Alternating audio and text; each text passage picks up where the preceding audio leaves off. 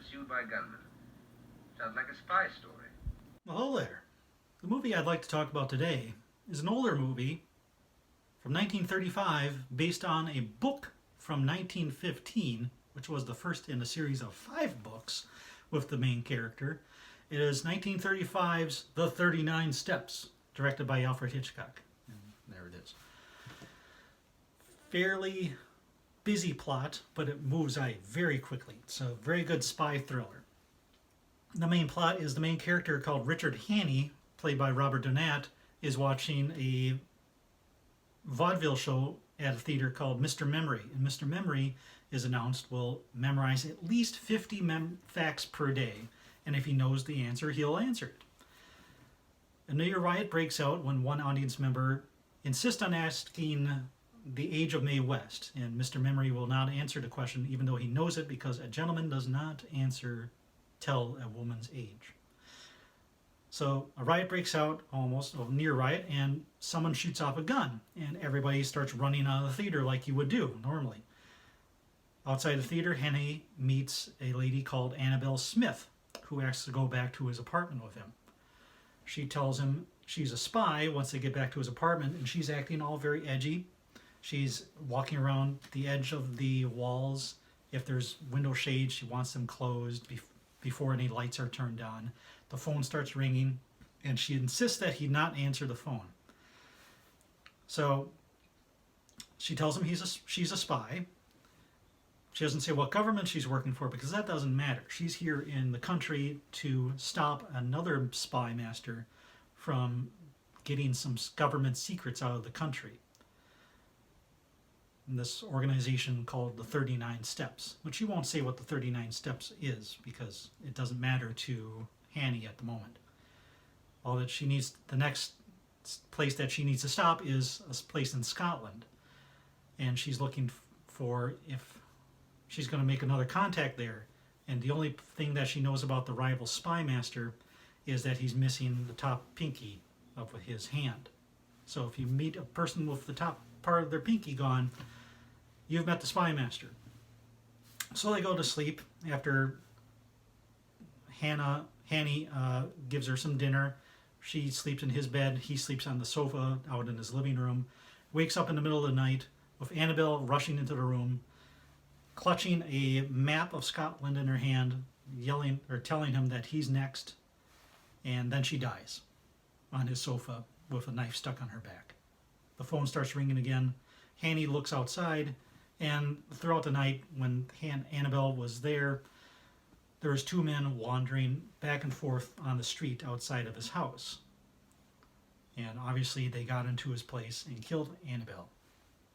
And they're still outside. So Hannay decides it's not good to stay in this place.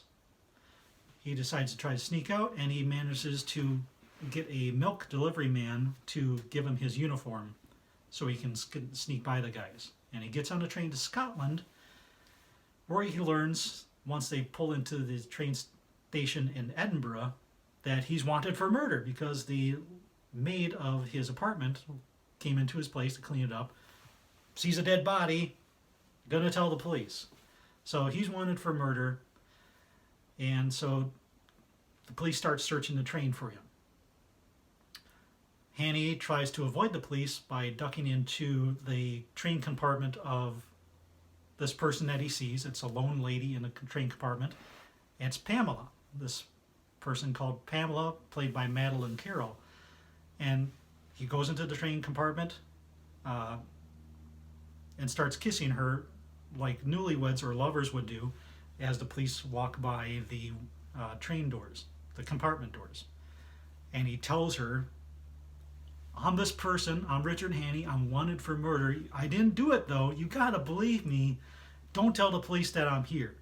Police come back on their way back through the compartment, ask, hey, has anybody weird been wandering around the train that you've seen? Pamela tells him, I think this is your fellow right here. He told me who he is. Hannay manages to escape by climbing outside the moving train, then back onto the train, and then back onto the bridge that they're crossing over, and he manages to escape as the police have to get back on the train because the conductor is insisting they can't stop this train on the bridge like they have. So Hanny is stuck on foot and he's wandering through Scotland, making his way up north to this town that Annabelle had circled on the map. He ends up meeting a farmer, or passing by a farmhouse, and he starts talking to the farmer and asking, is there any new foreigners to the countryside or the area? And there's only one foreigner that's new to the area, and that's this professor about 15 miles away. Hanny is posing as a mechanic, looking for work in the area. So the farmer agrees for a certain fee to let him stay the night in his house. Hanny strikes up a conversation with the farmer's wife, and she gets infatuated with him because he's from the city, and she used to be from the city, from Glasgow, and she's not really enjoying farming country life too much. She kind of misses the city. He confesses who he is. He's very quick to confess about who he is. The farmer tells the police. Hanny manages to escape again, and the farmer's wife lets him go, and she gives him the farmer's dark overcoat so he won't be spotted so easily on the countryside. Hanny manages to get to this house of this professor that is the foreigner that's new to the countryside, or relatively new, and the house of Professor Jordan. So he goes in, and Professor Jordan's having a party. He ushers everybody out of the room, and Hanny tells him his story about who he is, Annabelle Smith, and that she was looking for somebody up in Scotland, a spy master in something called the 39 Steps, and to look out for somebody with the missing top of their pinky. And Professor Jordan's, oh, you mean a pinky like this? And he's like, oh no, yeah, I'm the rival spy master, and yeah. So he shoots Hanny to cover up any type of loose ends that he might have. So he assumes Hanny's dead. Hanny manages to escape again because in the breast pocket of his coat that he stole from the farmer is a hymn book, and the bullet gets lodged in there. So Hanny manages to escape Professor Jordan and being shot. He goes to the local sheriff, tells him his story, tells him who he is, that I didn't do this murder that I wanted for Professor Jordan. Your oldest friend in the town is actually the spy master leader who tried to murder me.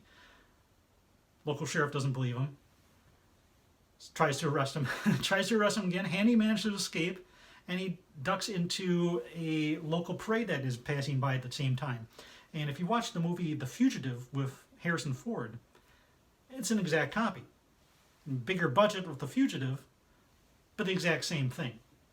Loses himself in the parade as the police go by and they can't find him. Hanny ducks into the local assembly hall, where as soon as he enters, he's mistaken for the main speaker of the night. So he gets up on stage and starts talking randomly, giving a rambling speech because he doesn't know what he's supposed to be talking about or who he's supposed to be talking about. Pamela, the lady from the train, shows up with the real speaker of the night, tells the police that that murderer is up on stage, so the police arrest Hanny there again. The police take Pamela along with so she can identify Hanny, and they say they need to go to the local police station to make an identification statement. They pass by the local police station, and then they make the wrong turn from the next big town where they're supposed to be going, and Hanny assumes or deduces that these are not the real police, these are the police. And they're working together with the 39 Steps and Professor Jordan's organization. The police handcuff Pamela and Hanny together when they get stuck on a bridge by a bunch of sheep. Hanny manages to escape, and he has to drag Pamela with him, and they end up running towards and staying the night at a local inn, posing as newlyweds.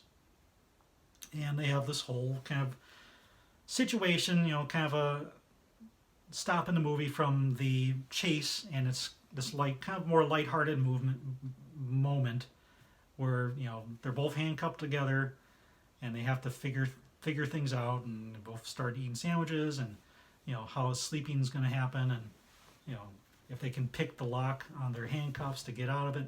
Pamela manages, while Hanny is sleeping, she manages to get out of her handcuff, and she makes her way to the stair landing of the inn to go tell the police, because she hears the police have arrived. She goes to the top of the landing, and it's the police who are looking for Pamela and Hanny, and they're asking the inn owner if he's seen anybody strange, a couple walking around or coming by earlier in the day. They tell him no, and so Pamela goes back to Hanny's room, where she waits for him to wake up, now that she knows that he's actually been telling the truth the whole time, stupid as it was, and he was telling the truth the whole time. So she finally figures that out. She tells him she overheard the two policemen talking about the professor. He's going down to London to get the merchandise to escape the country with the secrets. Both of them head down to London to stop Professor Jordan. Pamela goes over to Scotland Yard to tell them the story. They don't believe her because no secrets apparently have been stolen or reported stolen. And so they don't believe her. But they ask where Hanny is, and she won't tell them. They decide to put people on following her. They follow Pamela to the Palladium Theater, where another show is happening. And it's the Mr. Memory show. The police arrest Hanny in the audience. Then the Mr.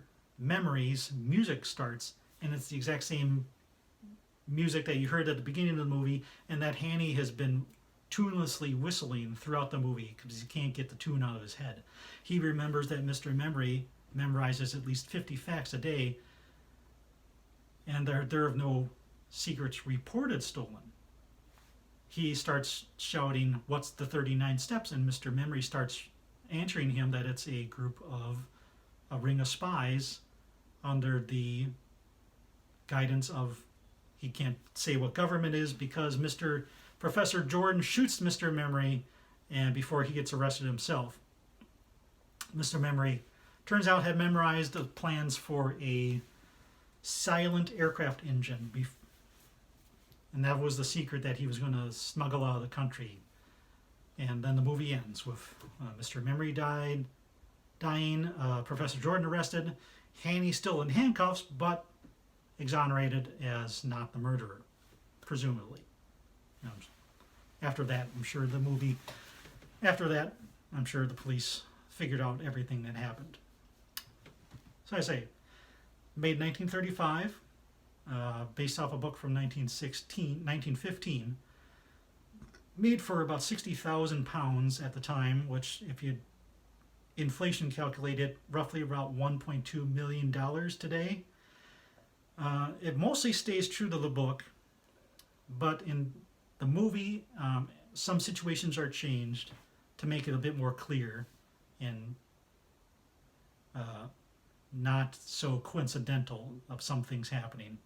And Annabelle and Pamela have been created for the movie as characters. Otherwise, it's kind of a movie of one fellow, with nobody to play off. So you kind of need other people to play around. And Pamela is the start, more or less, of the Hitchcock blonde archetype in movies, where it's a icy and elegant lady that mesmerizes the male character, but eventually gets embarrassed by the male character at some time in the movie.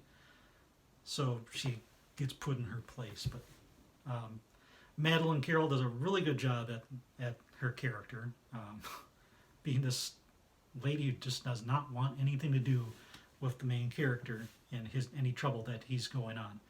And Robert Donat does a very good job as Richard Hanny.